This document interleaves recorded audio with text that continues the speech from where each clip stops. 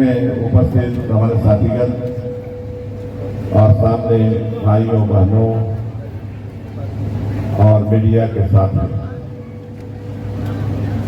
आप जानना चाहेंगे कि प्रोग्राम क्या हो रहा है, तो बताना चाहूंगा कि कांग्रेस पार्टी की ओर से हर कमिश्नरी में, डिवीजन में टीम बनाई गई, एक टीम। जैसे एक टीम का जिम्मा हमको दिया गया है लातेहार, पलामू और गढ़वा, ये कमिश्नरी तीनों जिला मिला के है। तो हम तीनों जिले में जगह जगह घूमेंगे अपने साथियों के साथ। हमारे साथी हैं रविंद्र सिंह जी, के त्रिपाठी जी, रामचंद्र सिंह जी जो यहाँ के विधायक हैं, महाराज सिन्हा जी, दीनानाथ तिवारी जी, ये सभी हमारे साथी हैं। सब घूमेंगे हम लोग, घंटा 1.5 घंटा एक जगह रहेंगे। जनरल भाषण नहीं, हमारी नीति क्या है कांग्रेस की, हमने सरकार बना के क्या किया, क्या उपलब्धि हमारी है, और किस तरह से केंद्रीय सरकार जो बीजेपी की है हमारे साथ सौदेला व्यवहार कर रही है, कैसे हमारा बकाया पैसा है वो नहीं दे रही है, किन बातों पर चर्चा करेंगे।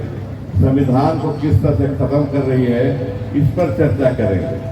तो ये कोई एक और बता दें, हम किसी कैंडिडेट के बारे में नहीं प्रचार कर रहे हैं। हम कांग्रेस पार्टी की नीति, झारखंड सरकार की उपलब्धि और संविधान बचाने के लिए जो मुहिम चलाए हैं राहुल जी, उसके बारे में चर्चा करेंगे।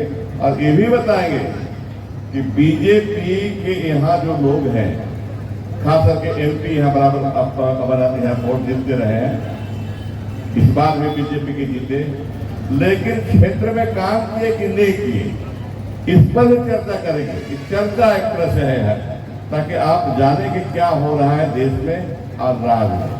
तो अब शुरू करेंगे। अब दीजिए भाई, पहला शुरू करा दिए। सपूत और इसी प्रखंड के हरिया कर्चा के रहने वाले हम लोग का सबका गार्जियन डॉक्टर रामेश्वर उरांव को जिम्मेदारी दी गई है, और इस कार्यक्रम में साथ में आए हुए उपस्थित हम लोग का बीच में झारखंड प्रदेश कांग्रेस कमेटी के पूर्व कार्यकारी, देश में 28 राज्य हैं, तो कम से कम यदि मेरा राज्य छोटा भी है तो 1 लाख करोड़ का हिस्सा झारखंड का बनता है। भारत सरकार ने 1,36 करोड़ रुपए तो अभी तक दिए नहीं है। हमारा पैसा भारत सरकार के पास बाकी है, लेकिन अब भारत देश का बजट उठा करके देखिए, जो आपके सांसद जीत के जाते हैं वहां पर, जो गए हैं यहाँ से इसके पहले या इसके बाद, पिछले 15 वर्षों का उठा करके आप रिकॉर्ड देखिए कि भारत के 45 लाख करोड़ का बजट अधिकांश गुजरात, महाराष्ट्र वैसे जगहों पर चला जाता है जहां का नेता वहां नेतृत्व कर रहा होता है। और आपके सांसद वहां लोकसभा में यदि बिल पारित होती है कि सारा पैसा हम गुजरात में ले जा रहे हैं, तो आपके सांसद एक शब्द नहीं बोलते कि हमारा राज्य पहले से ही विपन्न राज्य है, कमजोर राज्य, आर्थिक रूप से हमारे लोग गरीब हैं। आप पैसा गुजरात दे रहे हैं तो आप हमारा झारखंड भी दीजिए, लेकिन वहां का कोई सांसद आपने जिसको बना के पहले भेजा, अभी भेजा, जब पैसा गुजरात ले जाने के लिए बजट पारित होगा तो पीछे से हाथ उठाएंगे, जी सर, ये लड़ नहीं पाएंगे, ये लड़ते नहीं हैं, क्योंकि ये जानते हैं कि ये लोग छोटे मोटे मुखिया भी नहीं जीत सकते। जब तक टीवी, मीडिया, जो आप मोबाइल चला रहे हैं, इसको कंट्रोल करके जब उदारीकरण हुआ तो उद्योगपतियों ने ले लिया और उद्योगपतियों ने इसे कंट्रोल कर लिया। और इसके माध्यम से हमारे गांव के गरीब लोगों के मस्तिष्क को प्रभावित करके ये वोट चेंज कर। तो मेरे भाई मेरी बहनें, आपको देखना चाहिए इन चीजों को कि आप जिसको चुन रहे हैं वह कुछ काम किया कि नहीं किया। इस झारखंड में आप लोगों के द्वारा कांग्रेस और जेएमएम गठबंधन की सरकार बनाई। जो हमारा केंद्र सरकार के पास पैसा था, जो यहां से कोयले के माध्यम से, बाइक्साइड के माध्यम से जो हमारा हक बनता था, वो पैसा भाजपा की ये सरकार ने 2020 से रोक के रखा हुआ। हम लोगों का पैसा जो यहाँ के गरीब के लिए, यहाँ की उन्नति के लिए जो है 1,36,00,000 रुपया, हमें वो पैसा हम जब मांग करते हैं वो पैसा वो सरकार हमें नहीं देती और सिर्फ झारखंडियों को बेवकूफ बनाने का काम करती है। आपको पता होगा कि आपको सब लोगों को उज्ज्वला के माध्यम से गैस सिलेंडर मिला है। कितने लोगों को मिला है गैस सिलेंडर? लेकिन वो गैस सिलेंडर दोबारा फिर नहीं भराया गया। वो गैस सिलेंडर कैसे मिला है? मुंबई में, दिल्ली में, पुणे में, जहां जहां गैस का पाइपलाइन बनाया गया है, वहां जो गैस सिलेंडर खाली हुए, उन गैस सिलेंडर को दोबारा रंग पोताई कर दिया गया और वो सिलेंडर आपको मार दिया गया।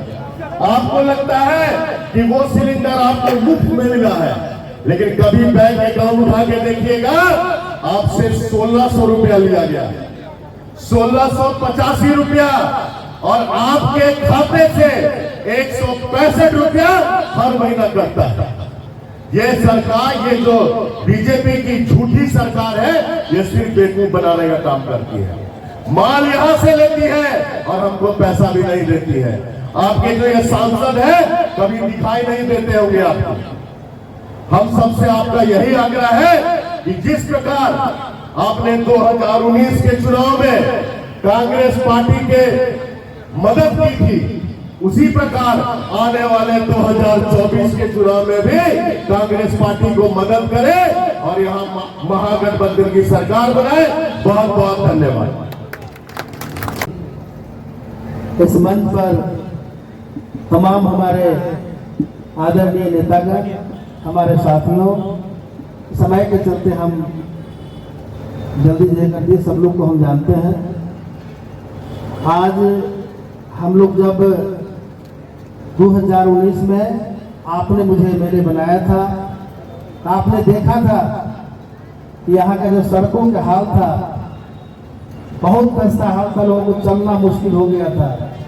यहाँ के विद्यालय का जो हाल था बहुत ही खराब स्थिति में था और आज भी कुछ जगह पे है। हमने सबसे पहला काम सड़कों को बनाने का हमने काम किया और अभी लगभग हमारे जो जितने सड़क हैं लगभग बहुत में काम पूरा हो गए हैं और कुछ काम चल रहे हैं। आप यही बगल में जो आप देख रहे हैं, हम लोगों का जो अस्पताल था, अगले सरकार में इसका टेंडर हुआ और जो कॉन्ट्रैक्टर है काम छोड़ के भाग गया। बहुत मुश्किल से इसको हम लोग फिर डिसाइड कराए, फिर टेंडर कराए। आज हमारा काम यहाँ जारी है। आज आप जो देख रहे हैं, सबसे बड़ी उपलब्धि कि हम लोगों के इलाके में डीएमएफटी का काम, सिर्फ जो पैसा मत से जो खर्चा होता था, मात्र 2 पंचायत हमारा था, दुंदू और नामुदार। मात्र 2 पंचायत में डीएमएफटी के माध्यम से पूरा योजना चलाए जाते थे, बाकी लातेहार में चलाए जा रहे थे। हम लोग के यहाँ मात्र मेरे विधानसभा में 2 पंचायत था।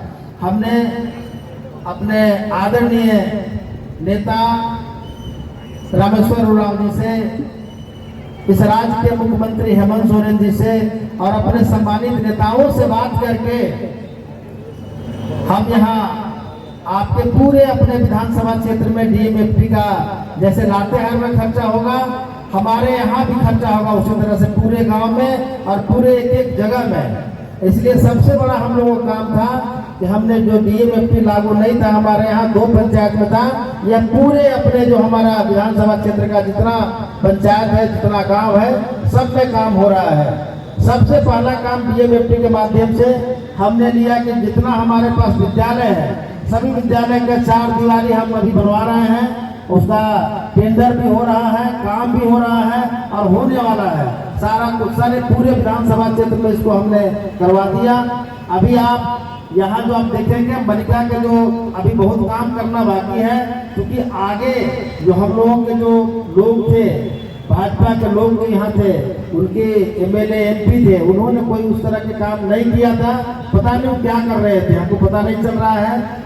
लेकिन अभी जितना काम है, अभी बहुत से हम लोग पुल बना रहे हैं, बहुत से सड़क बना रहे हैं अभी, और हम लोग अभी बहुत से काम करने वाले हैं। आपको हमारे नेताओं के बात को सुनना है, इसलिए हम अपने वाणी को यही विराम देते हैं। हम आशा करते हैं कि हमारे नेताओं के बात को आप सुनेंगे और उसको अमल करेंगे।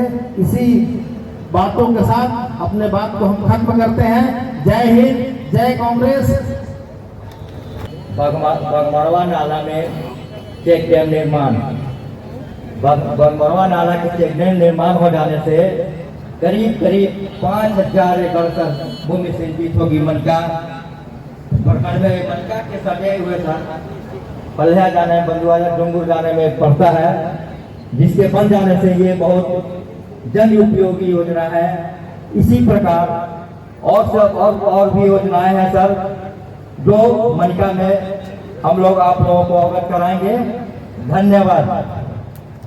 आदरणीय मंच पर मौजूद इस मनिका के धरती पुत्र हरिया कर्चा से चलकर इस देश में नाम को रोशन करने वाले हमारे गार्जियन डॉक्टर रामेश्वर उरांव जी और मनिका विधानसभा के लोकप्रिय विधायक और झारखंड विधानसभा में उत्कृष्ट विधायक से नवाजे गए हम सबों के बड़े भाई रामचंद्र सिंह जी, दीनानाथ चाचा, पूर्व मंत्री केन त्रिपाठी जी, सत्यनारायण सिंह जी, रविंद्र सिंह जी, ऋषिकेश सिंह जी, कामेश्वर यादव जी, मानस सिन्हा जी और मंच पर मौजूद सभी सम्मानित नेतागण और मंच के नीचे मौजूद कांग्रेस और आम जनों के जो लोग मौजूद हैं। मैं आज मनिका की इस पावन धरती पर हमारे झारखंड प्रदेश कांग्रेस कमेटी के निर्णय से आप सबों के बीच यह जन संवाद अभियान 2024 चलाया गया है।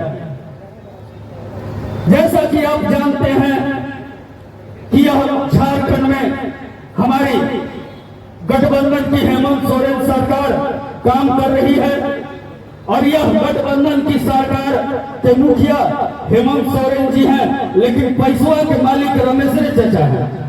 पैसों यह देते हैं, आप लोग 1000 मिला है, चार्जे मिला है, धोती साड़ी सब यह दिए हैं।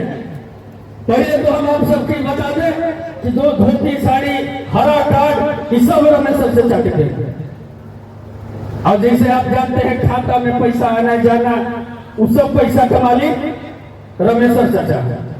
तो हम कांग्रेस के लोग इस बात के आप सबके बताने के लिए चले हैं कि आखिर हम 5 वर्षों में हमारी सरकार ने क्या किया है और हम काम के बदौलत आप सबों को पुनः एक बार आशीर्वाद मांगने के लिए आप सबों के बीच कांग्रेस चली है। हम आशा ही नहीं पूर्ण विश्वास करते हैं कि हम जुमले के साथ नहीं, हम किसी वादे और किसी झूठ के साथ नहीं, हम सच और नेक इरादों के साथ यह गठबंधन की सरकार को पुनः आप सबों को लाने के लिए, अपील करने के लिए, अपनी बातों को बताने के लिए चले हैं। जय हिंद, जय कांग्रेस। उसके माध्यम से हम लोग ये चला रहे हैं कि आपकी बातों को भी सुनना है और अपनी बातों को भी कहना है। मोदी जी जैसा ऐसा नहीं है कि मन की बात घर में बैठे बोल रहे हैं, कोई बोलने वाला नहीं, बस अपना बैठ के बोल दिए, कोई नहीं सुन रहा, बस अपना बात मन का बात किए और चल दिए। उनको मणिपुर जाने का फुर्सत आज तक नहीं मिला, लेकिन आप देख रहे हैं झारखंड में जब से चुनाव का बिगुल बजा है 2 से 3 बार आ चुके हैं और इतना समय बर्बाद कर रहे हैं कि रांची से जमशेदपुर कार से जाते हैं और अभी आप देखिएगा जब तक चुनाव होगा वो अभी तक 10 बार आ जाएंगे, लेकिन मणिपुर में इतना दंगा भड़का हुआ है 1 साल से 6 महीना से, लेकिन एक बार भी उनको जाने का फुर्सत नहीं मिला। तो ये चीज आपको समझना होगा कि वो क्या कर रहे हैं। आप अभी गारू तरफ जाइएगा तो केंद्रीय नेता कोई मिल जाएंगे आपको घूमते हुए बीजेपी के, उन लोगों को काम से कोई लेना देना नहीं, बस जहाँ चुनाव है बकरी भेड़ की तरह भेज देते हैं चारों तरफ घूमते हुए, लेकिन आपके दुख दर्द को नहीं समझेंगे। आपको दुख दर्द को समझना है तो आपको सामने आके बैठ के बात करना होगा कि आपकी दुख क्या है, आपकी पीड़ा क्या है, हमने क्या किया क्या नहीं किया, क्या बचा हुआ है। क्योंकि समय का मैं इसमें मैं ज्यादा नहीं बोलूंगा, आप खुद समझदार हैं, समझने के लायक हैं। आप अपना डिसीजन लीजिए और 2024 में आने वाले चुनाव में फिर से कांग्रेस की सरकार और जो गठबंधन की सरकार हम लोगों ने बनाने का वादा किया था, आप उसमें पूरी तरह से अपने बहुमत वोट दे के फिर से वापस जीता है। धन्यवाद।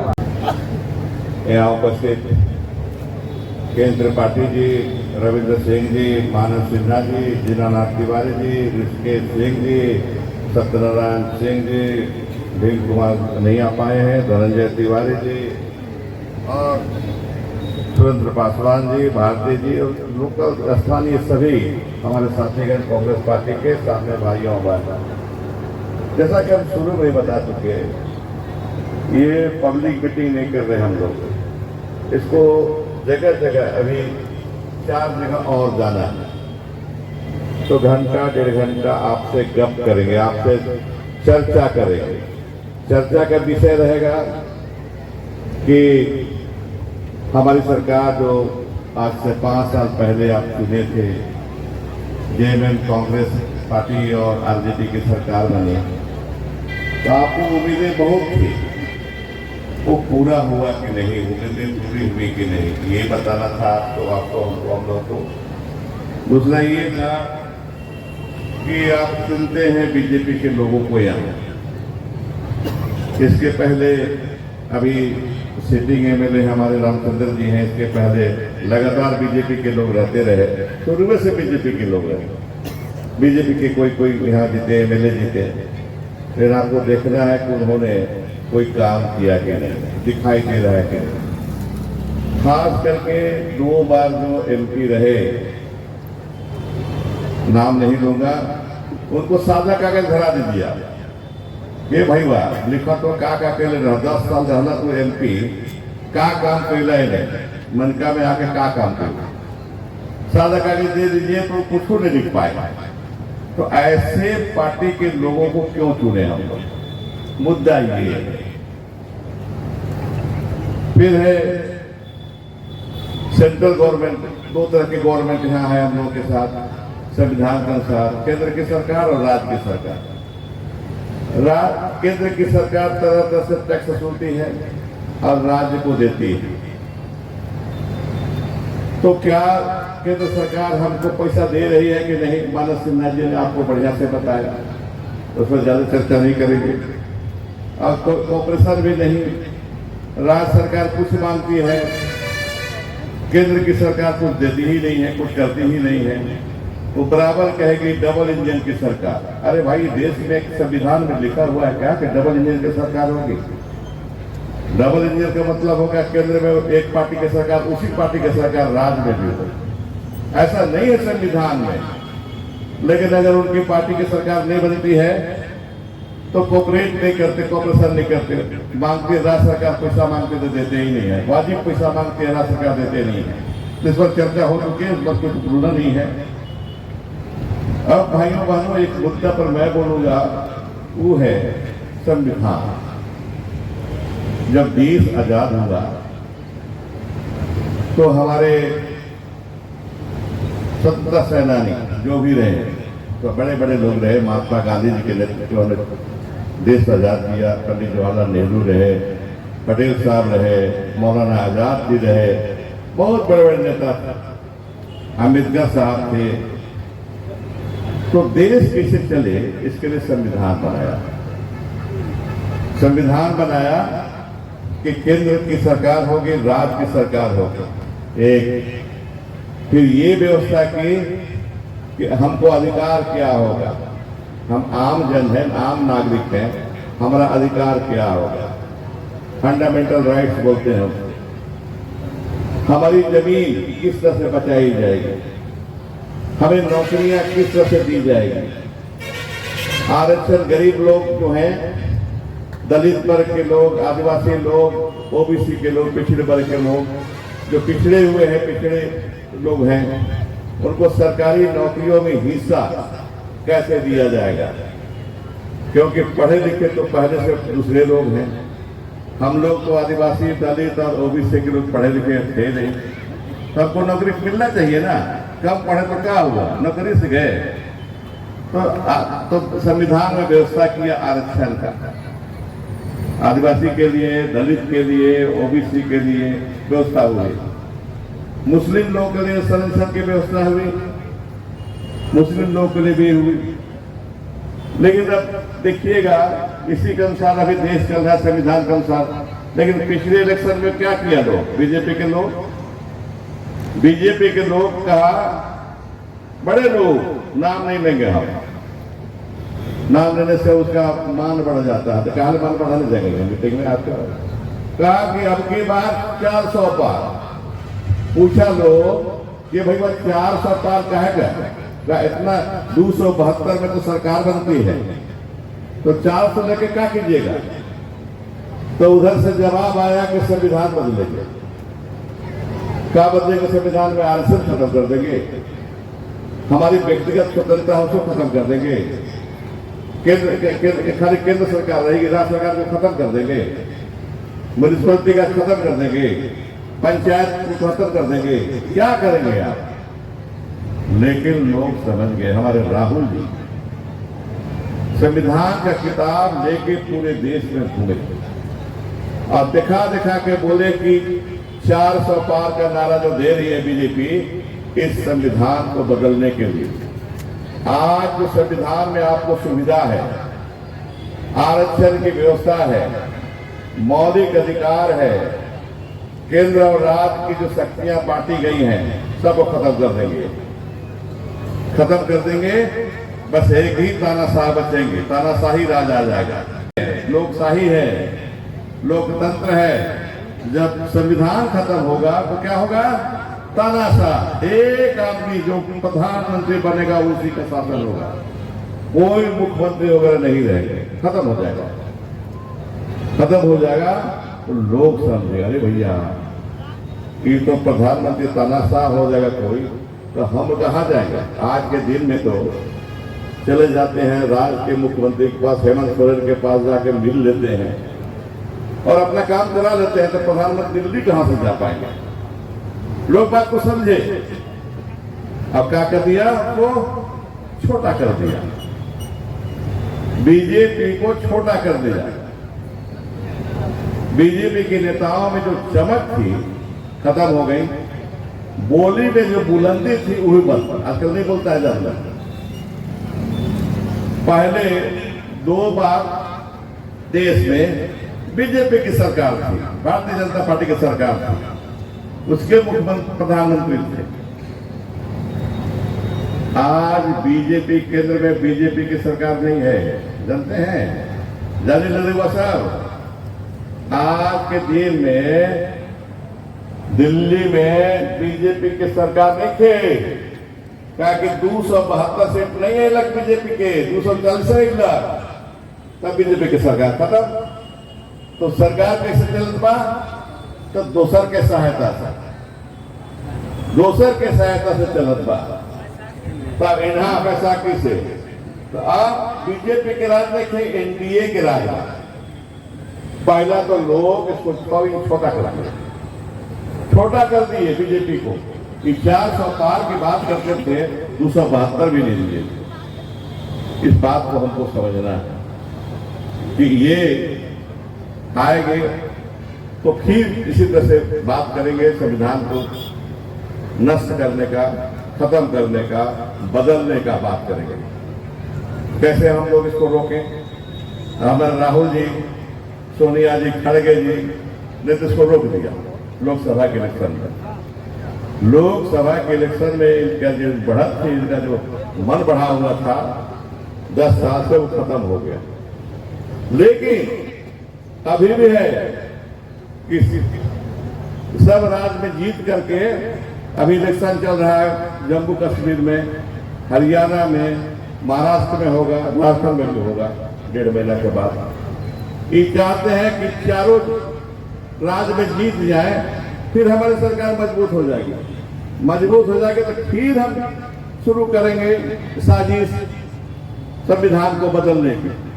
इसको रोकना है, संविधान को बदलने नहीं देना है, इसको रोकना है। भाइयों बहनों, एकरा रोके लेबा, बीजेपी के कद के छोटा करे लेबा, छोटा करके इस संविधान के जो बदले चाहत बढ़ल उनके खत्म कर लेबा। अब देखो महिला लोग के कितना अधिकार बा संविधान में। पंचायत में 50% महिला लोग मुखिया बनी है। ये कहाँ लिखल बा? संविधान में लिखल बा। तो संविधान बदल जाए तो मुखिया कहाँ से बनल रहो? सब वार्ड मेंबर कहाँ से बना? अब अभी फिर आगे अगला इलेक्शन में फिर महिला लोग के संविधान में लिखल बा कि 2029 से एमएलए एमपी में भी रिजर्वेशन मिले, आरक्षण मिले। तो बदल जाए तो खत्म हो जाए सब। तो महिला बहन लोग याद रखना, जहां कमल खुल के वोट दिली, संविधान बदलना तो मुखिया न हो पाए, मुखिया में नहीं हो पाएंगे आप। ये स्थिति है, इसलिए संविधान को बदलने नहीं देना है। और हमारा राहुल जी एक बार और कहे थे कि आदिवासी इलाका है, यहाँ उरांव है, खरवार है, शेरों है, असुर है, नगसिया है, परहिया। हम प्रकृति के पुजारी हैं, हम किसी धर्म से हमारा भेद नहीं है, हम अंतर नहीं करते किसी को, सबको इज्जत करते हैं, लेकिन हम प्रकृति के पुजारी हैं, अपने को सरना धर्म के मानते हैं। तो राहुल जी ने कहा कि सरकार आएगी तो सरना धर्म देंगे, हम सरना कोड देंगे। ये भी ख्याल रखने के बाद है।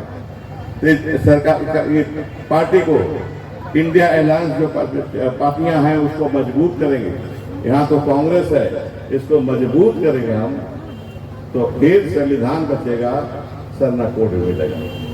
तो ज्यादा नहीं बोलेंगे, क्या कि अभी सतवरवा जालबा, सतवरवा से कुटुमू जाए, फिर वहां से चांदो जाए, साहबपुर जाए, 5 जगह जाके बाद 4 जगह, इधर एक जगह शुरू हो जाता।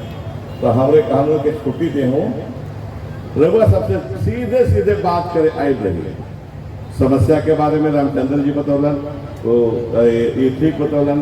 भारती जी कहा उतर घोषणा पत्र में डालब हमने, कहा वो चेक डैम बनावे के बाद ताकि वहां से पटवन हो जाए खेत के, ये सब करब हमने जगह जगह ऐसा व्यवस्था किए हैं। पहले दफे कि घोषणा पत्र जो मिलेगा जनता से मिल करके, जनता के राय से, जनता की समस्या को लेकर के हम घोषणा पत्र बनाएंगे।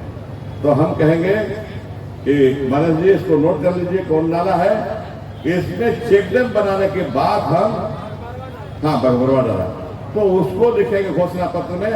अब अगली सरकार आ रही है, एक दिन बता दे रहे हैं, हम पुराना आदमी ही, कम उम्र नहीं के ढेर उम्र में हमारा दुनिया देख रही, हम देखे थे वो देखो, फिर सरकार के वापसी बा, फिर यहाँ पे कांग्रेस से कैंडिडेट जीती है, कांग्रेस जीती है, फिर जगह जगह से कांग्रेस के, जेएमएम के, आरजेडी के कैंडिडेट जीती हैं, और फिर सरकार बना। हम देखे लिखल बा कि फिर सरकार ये सरकार फिर बनने वाली है। बनी तो हमारा वादा समझ लो एक कि बगमरवा नाला में चेक डैम बनी तो बनी। तो ज्यादा नहीं बोला, जालाबा जल्दी सतबरवा, कुटमू, चांदो और साहपुर। तो जाते हूँ हमने के बहुत बहुत धन्यवाद, बहुत बहुत धन्यवाद और सभी भाई भाई जी। देखेंगे उसका।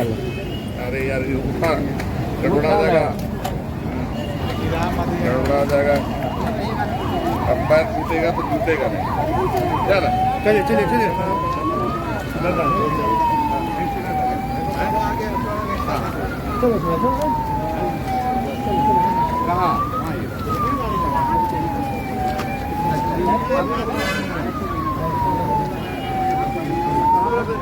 घर है